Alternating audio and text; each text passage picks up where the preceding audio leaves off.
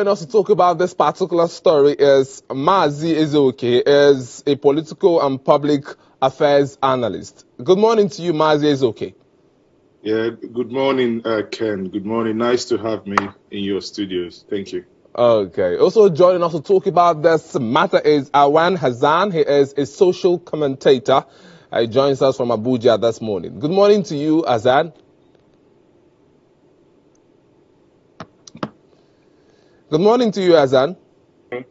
Okay. So how you doing? I'm good. Okay. Alhamdulillah, I'm happy. I like that word. You're happy. Happiness is key. Okay, let's get talking, everyone. The issue of the review of the Constitution has been a talking point in recent times. There's been calls from various quarters on the need for a review, a holistic review for the 1999 Constitution. Yes, I'm here. Now, if you, based on the calls from various quarters, the clamor for a review of the 1999 Constitution, to you, as a Nigerian from the East, we've had the contribution from the South this morning, who's had the contribution from the North. Now, as a Nigerian from the East, what do you think should be the basis for the proposed review? Check your message. I think,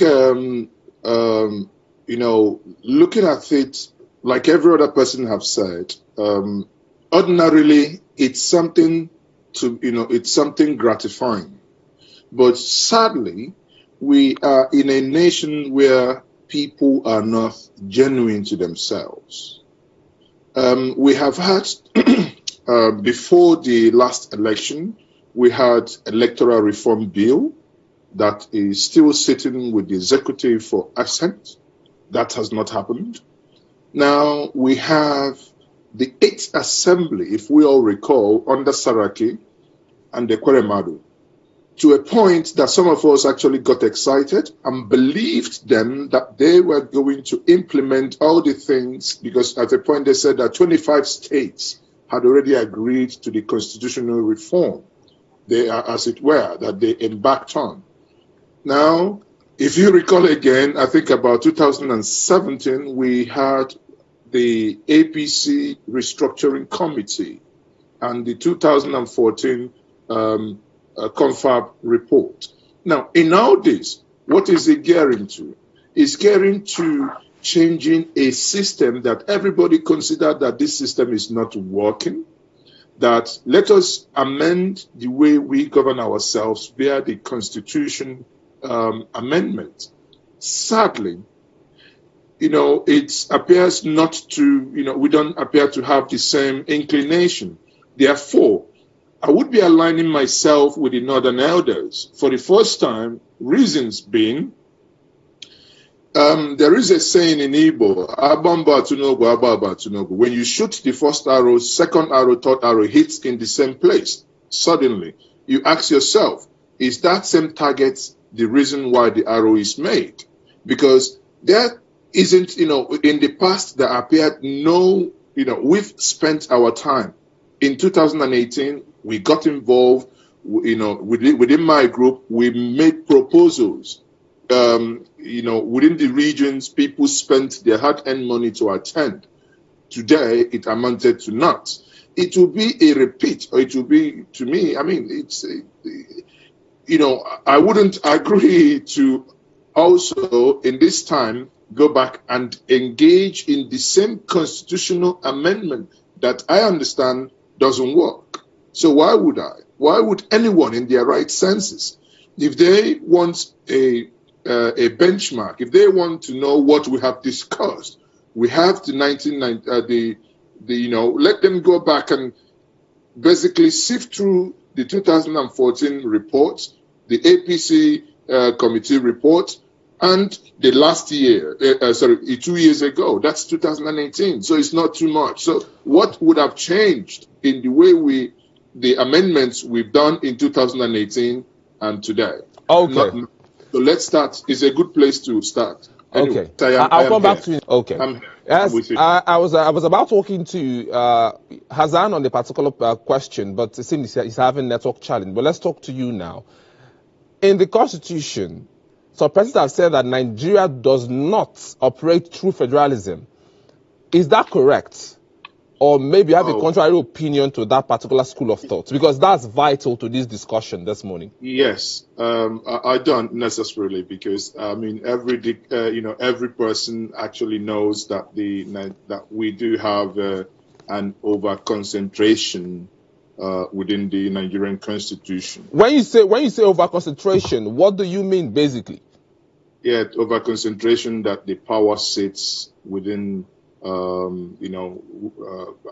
the top. That's why when we clamor for devolution of powers, let's take two things. Basically saying, as the question were before, what are the issues one has with the Constitution? I will say two things. One is that the Constitution is a lie. It starts with we the people. I don't know who amongst us, or any representative that was consulted when the Constitution was made. That means it cannot be we the people, because the people had no input. That's number one. Number two is that when I talk about over centralization of power, what I mean is, if you take, for instance, the exclusive list, what on earth would a state governor who by any means within the Constitution is being referred to as the chief security officer of a state, yet he has no powers. He has no powers to secure his state. I was in a conference about 2 months ago where the former governor of Zamfara, Yari made a statement that was very rattling. He said that when his state was about to be attacked, he sent messages to those in power. Now this is a state governor of a state, saying that he reached out and yet nothing was done. His state was attacked. Now tell me, if he had the powers to protect his state, maybe through state police, do you think for 1 second that after he got that intelligence, that he would sit on his backside and allow his people killed? Today, what you see happening everywhere in Nigeria, that you see people, regions coming up with their own vigilante services. These vigilante services are needless and a waste of money. If the government had agreed to restructure or to reform, the name and the nomenclature is irrelevant, but something to have a different view about how we govern ourselves, how the Constitution is constructed, and the implementation of it. Today, what we have is over-centralization of powers. You saw what happened in Enugu the other day, that people went into, the shooting that happened in Enugu, for instance. It tells you one thing. Would that shooting have happened? If the officers involved were all from Enugu, I can tell you 1,000,000% that would not have happened. But because of the way the structure is, when somebody moves from point A to point B, he has no attachment whatsoever in point B. Then any slightest, provocation, it's a question of let the other person die. And we cannot continue like this. We are losing a lot, and a lot of Nigerians are beginning to be fed up with the whole system. Okay, I'll come back to you this morning. It is crystal that we have a review of the Constitution. It's pertinent that we holistically look at it. But the Senate, 9 senators say, let's review this. But in other elders, of course, this morning, you've all pointed out that review at this time, it's not necessary. But some Nigerians will say, we need this review at this time, notwithstanding the challenges the nations face at this time. I would say that again. I gave you an Igbo adage before to illustrate that, but now I'll actually add that it is a jamboree with a predictable outcome. That the outcome is already known. It's amount to nothing, absolutely nothing. It's okay. I have to come in here. That one could say that is a very huge assumption to make, because one wouldn't know what would be in the minds of the lawmakers at this time. Maybe previous legislators did not do what they ought to have done, and the 9th Senate could be saying, we want to get it right this time. You know why I want to laugh is how many people in the Ninth Senate, what is the percentage of those that returned in the 10th, in the 8th to the Ninth Senate? So it's same. Listen, people, we have done this more than enough to know the outcome. I agree 1,000,000% with the Northern Elders Forum. The issue might be, you could go back and say the intention might not be what is being said outside, but that to me is irrelevant. I want to look at the facts that they put out. They say this is a jamboree. If the Senate actually want us to believe that they genuinely want to do this, then let them appropriate no single naira to this job. Let them do it pro bono. If MaaziEzeoke, like I have done in 2014, like I have done in 2017, I can send in my memoranda. I can sit down and bring, actually, these are things we've done in 2014, in 2017. These documents are still here. I can forward them. The same document was forwarded to the National Assembly. Okay. Slight amendment was added in 2017 when the APC did their restructuring. And in 2018, come on now, how long can we continue like this? Okay. It's okay. It's okay. It's okay, Mr. Ezeoke. At this point, sorry to cut you short there, but I have to talk to Hassan on a particular, question. Hello, Hassan, are you there? Yeah, I'm here. Now, it's obvious everyone seems not to be okay with the fact that monies are being appropriated for the restructuring or the review of the Constitution. According to reports, 1 billion naira is being earmarked for this particular one. Are you in support of the fact that some persons are saying these monies will actually aid the fact that this review will go forward? I'm taking two school of thoughts now. Your school of thought, of course, some persons have raised it this morning, that it is a waste of resources. But some persons are saying these monies can still be used to get the results. You see, let me add up to what Ankyo said. She said a constitution that lied to Nigerians, a constitution that says we the people. And the same constitution gave an individual an oil well. You cannot tell me that constitution is coming from us. Exactly. There is no way. There is no way to come from us. So there is need for review. One. Secondly, the National Assembly, one of their principal jobs there is to amend the Constitution.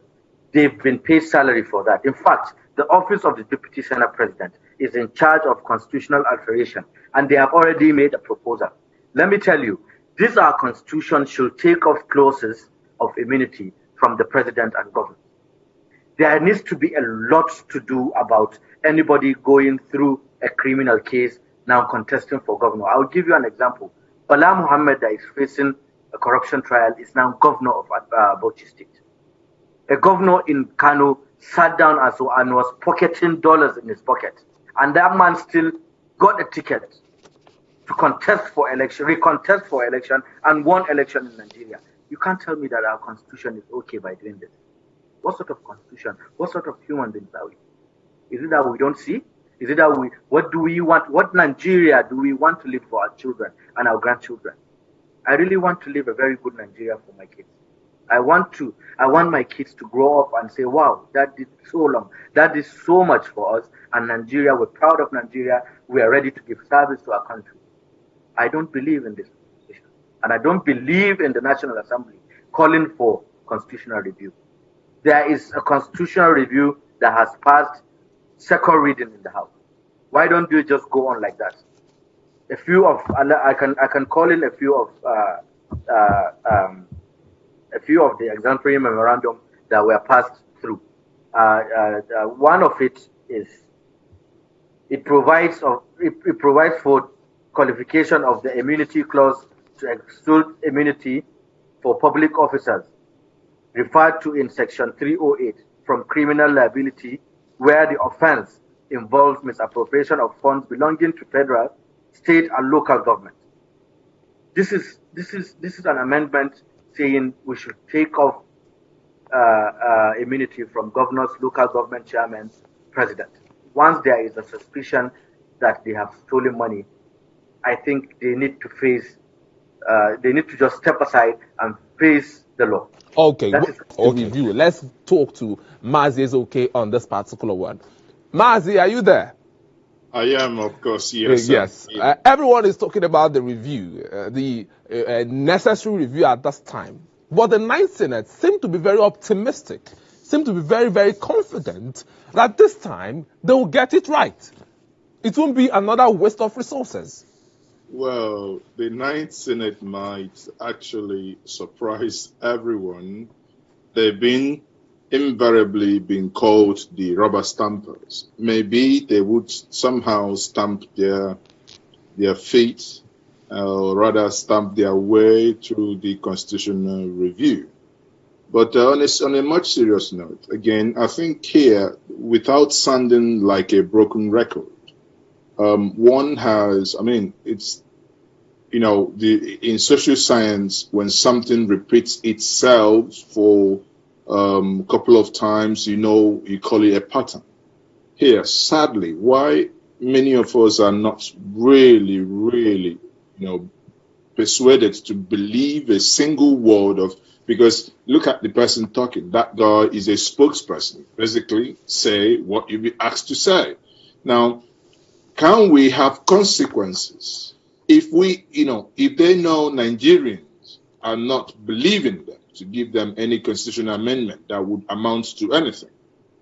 Can they go back to the 2018 constitutional amendment and take whatever Saraki and the Kweremadu, over 70% of them were in that house? Then let them go ahead and do that. We are happy with that. How about that? Okay. Or can they tell us we will do it pro bono? I repeat again, I see where people are already angling to be partakers in the money meant for this project. Okay. If they want us to believe them, let them do it pro bono. Okay, thank you so much. Now, the issue of the review is there, but this morning, before we even got talking, some persons have started mentioning the Confab 2014, and I have to really buttress it. Like all the things said in that particular conference, none have been implemented, and some persons are saying that it was swept under the carpet. Why sweep such a recommendation under the carpet? And up till now, in the last 5 years, how has the country been? Because if maybe the 2014 confab was implemented to some extent, we would have had a better Nigeria. Well, that is, you've just started with a conditionality. If. We started getting it wrong. I've said this in many forums and I'll repeat. We started getting it wrong right from 2014. Now, there were some of the things that weren't or didn't need constitutional amendment, but probably executive bill to get done before the 2015 election. But again, sadly, the government of that time apparently were waiting to win an election in order to start some of those things. Now, here we are again. When it comes to 2014 report, I don't want to waste my time, and there is no need us wasting our time because the current president, President Muhammadu Buhari, has said clearly he is not, and he would not look into it. He's not interested in looking into it. His argument ab initio was, that money was spent, that money could have been used for something else. So he had issue with the budget and the expenditure that brought that report. Therefore, I do not have any issue with that. And that is the stand. Every single person knows that. I would only have, I can only go back and say the previous government, at least you could have done something before you handed over. But that is by the way. Let's not cry over spilled milk. Now, there is a greater issue here, and that is the 2017 APC restructure document. The 2014 is gone. They couldn't implement it because it wasn't their document. Now, the mother of all fraud, the one that we are lied to, is when you get people together again because in doing the APC 2017 report, they had to go back and look at the 2014 report. There were some elements of the 2014 report that they took. They all matched it in together. Now, again, the president came back from the hospitals in London. And what did he tell Nigerians? I mean, again, this is by his own party. And this is a man that actually campaigned on restructuring, on restructuring. Sadly, as Tanko Yakasai once told me, that the reason why he is not interested in doing that is that Buhari considers that it was an ambush by the Oyegun-led APC government. So how can a party be so divided that even what they promised the people, everything that they promised, they have broken? So again, I can only say it's actually sad. And the saddest part of what I'm about to say is this. For the first time in my adult life, I have seen a people that have given up. People have decamped from Nigeria mentally. Young ones are only interested in migrating out of Nigeria. Why? Because they have lost hope. And that is what the populace you see today in Nigeria have also done. By the virtue of anyone you speak to, people tend to believe anyway 2023. Do you know what it means? It means that people have given away 3 years of their life. They're no longer interested in knowing what is going to happen between now and 2023. They are just, let's wait to 2023. That is a sad reality that is staring us in the face. Okay, I'll come back to you in a